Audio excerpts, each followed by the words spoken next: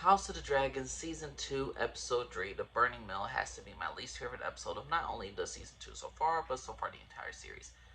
I'm not a big fan of this episode. This episode was greatly disappointing.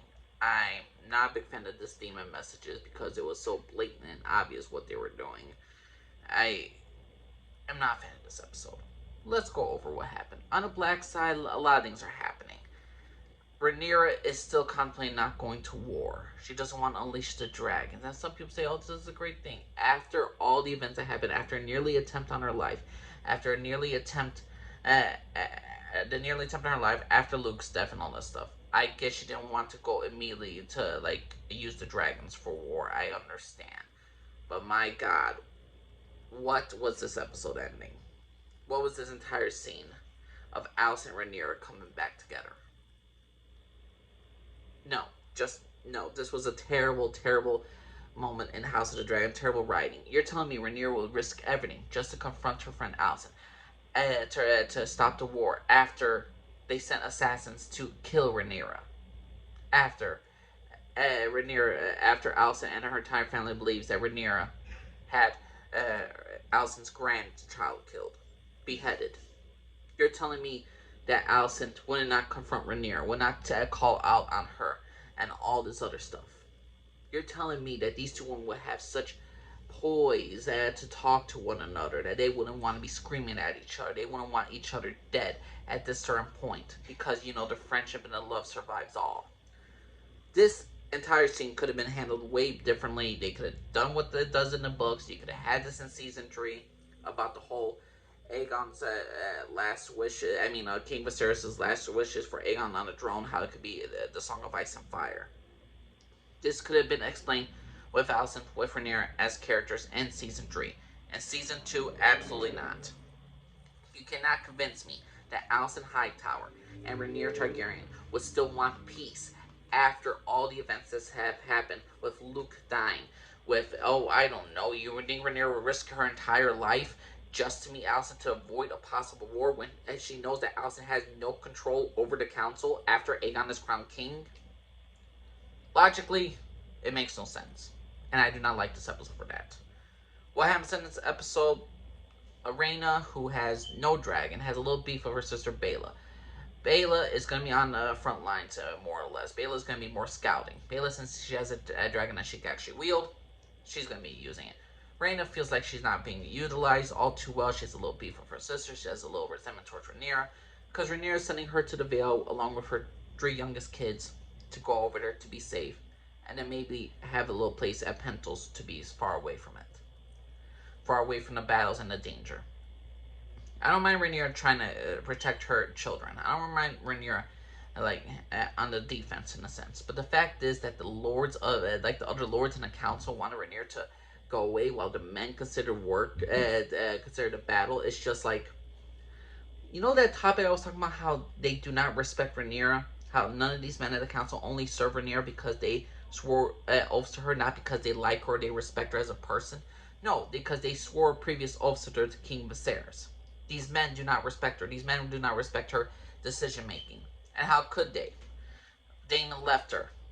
Damon, who went to Harrenhal, he captured Harrenhal for Rhaenyra, but now he wants to be called your grace instead of your prince, because apparently he's your king now, even though he is king consort and Rhaenyra's actual rightful ruler. But Damon's gonna Damon. He's in Harrenhal. He's doing his own thing. He has visions. We get a little bit more into Damon's psyche of seeing a young Rhaenyra sewing up the Aegon's child's neck again. And the thing is, though, you can see like a psyche that Damon does feel guilty for putting this weight on Rhaenyra, for putting the pressure on her, and that she's gonna be the one to like sacrifice things. She's the one that's gonna clean up his messes. So you see, there is guilt towards Damon for at least putting Rhaenyra into this situation with the beheading of the child. The thing is, though, is he necessarily guilty about the dead child? Who knows? Or does he feel guilty about it? Who knows? But he does feel some sense of guilt. So I didn't mind this little, like, oh, Damon's hunted by a ghost in Harrenhal. He's having visions. He's having dreams. Well, this is who Damon, well, we get a little into more psyche of who Damon Targaryen is, which is a nice addition. I don't mind Baela, Rhaena, Targaryen. They're having their little moments with each other. Okay, I just wish Jace would speak. I'm really looking forward for the next couple episodes. This kid better straighten up. He better speak out a bit more to his mother and all this stuff. I want to see more interaction with Jace and Rhaenyra, and not him just being silent, just nodding, supporting his mother, interact with his mother, have conversations with her, debate with her. We don't really get that. I understand for the point of the story, but we need to develop Jace as a character a bit more. Because right now he is just nothing. I feel nothing towards his character because I feel sympathy that he lost a brother. Okay, he's trying to do the best for Rhaenyra. Okay, show me. You gotta do me something more with Jace's character because this is not it. I'm sorry, no. We get no the White Worm wants to be on Rhaenyra's council, and she gets Rhaenyra into the King's Landing. So King's Landing, so Rhaenyra could learn about Aegon's prophecy, talk to Alicent, and ultimately leads to nothing. This is like a 15-minute scene of just traveling, getting into King's Landing, talking about getting into King's Landing, to get into King's Landing, to talk with Alicent and all that stuff. It takes a good portion of time, and it's just so unnecessary. So many scenes could have been devoted to so many else. You could develop more into Aegon with Helena, or Aemond with Helena. Have conversations between the siblings. Give me something with Jace. But no, we want to focus on this story, these scene moments that could have been served for a future season that could have actually developed other characters. But no, this scene we had to have. This is probably the worst scene in the entire House of the Dragon. I do not like this episode, particularly for the last couple minutes. No, just no. What's happening in this also for the green side? Well, Helena forgives Alicent. Helena doesn't seem to be losing her memories. Seems like she's still in her own little world. She looks like she's affected, but not too affected. I was hoping more we're going to get Helena losing her mind slowly. Hopefully we get a little bit more of that, but other than that, she's just there as a character. Kristen is now marching. He's now the Lord. He's now the King, the Lord's hand. And the thing is, though, he convinces Aegon and Aemon for him to go alone with Gwaine Hightower, who were introduced, which is an interesting dynamic between the two. Gwaine is a little bit smug. He's a little bit arrogant. Maybe he's a little bit racist towards Dornishmen.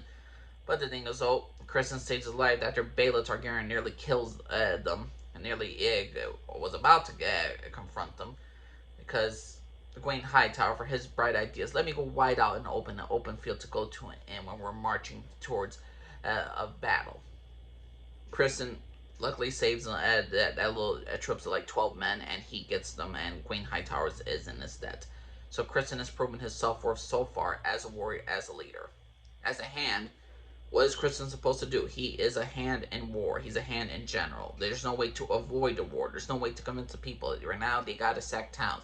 They gotta go strength. They're trying to go to Harrenhal. They need more alliance. They need more strength. Is Kristen doing a bad job so far as hand? No, because this is what the king wants. The king wants war.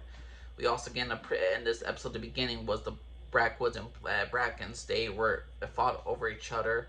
The themes and messages of a cycle, like two sides fighting against each other. No one really remembers what the war was about, and they just ultimately started off the first battle with who else, which is basically a draw because no one can really claim victory for this. So overall, this episode wasn't that great. What else happened? Oh, Aegon embarrassed Aemon.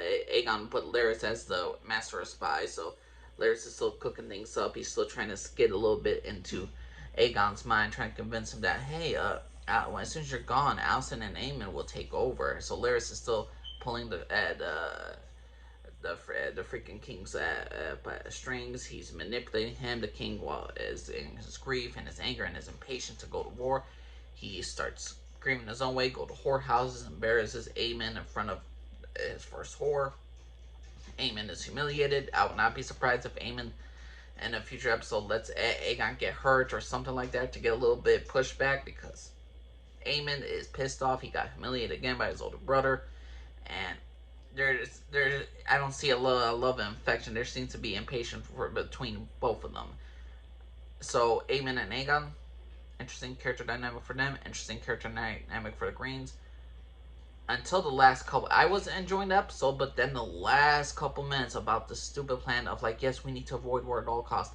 Let's talk about the Song of Ice and Fire, even though Alicent has no control over her son, that she cannot convince Aegon to go for peace. She cannot convince him after she lost a freaking child that was beheaded, and after Helena and all that stuff. No. And then Eamon too.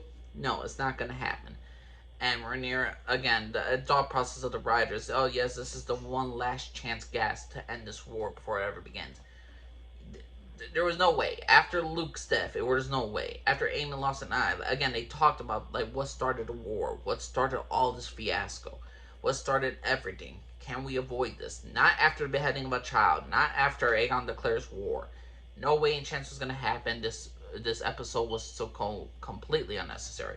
You could skip a lot of scenes in this entire episode. There's a lot of things you don't need to see, and overall, you could basically see like maybe 10 minutes worth of stuff. Like, okay, Damon going to Harrenhal. This is an episode, you see it, you're done with it, you never want to go back to it because there's not really much development for any, like, other than Bela, Rena, and Aemond, there's hardly any character development for certain other characters. There is some character development, but the point of the matter is, this is the calm before the storm. This was a shitty calm before the storm episode. This was not a good episode to me. This was just okay. They did some good things, they did some terrible things, and overall, I was okay with it. Episode 4 should be better. That's going to be the dragon battle. Obviously, it's going to be great, but I really hope they develop the battle is going to be well done, it's well choreographed, and I hope it's good. Overall, everybody, what you all think of Season 2, Episode 3, The Burning Mill? Do you think this is the worst episode of the series? Do you think it's the worst episode so far of Season 2? How you like Alicent and Rene are having this conversation with each other, even though they knew it was going to lead to absolutely nothing? Please let me know what you all think. Nature's least for everybody. Bye bye.